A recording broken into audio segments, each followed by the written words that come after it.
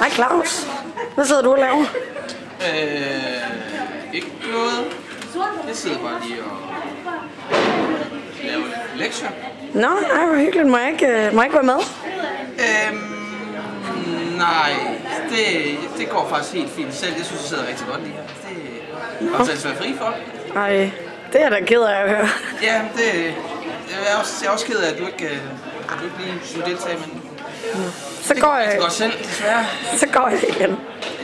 Bare jo, vi ses. Det er en vild fest. Jamen, det bliver en federe reception, hva'? Det kunne være... Det er rigtigt. Hej, hvad snakker I om? Gå væk, Puk! Hvorfor må jeg ikke vide, hvad I snakker om? Hvad er det for en fest? Hvad er det for en fest? Gå væk!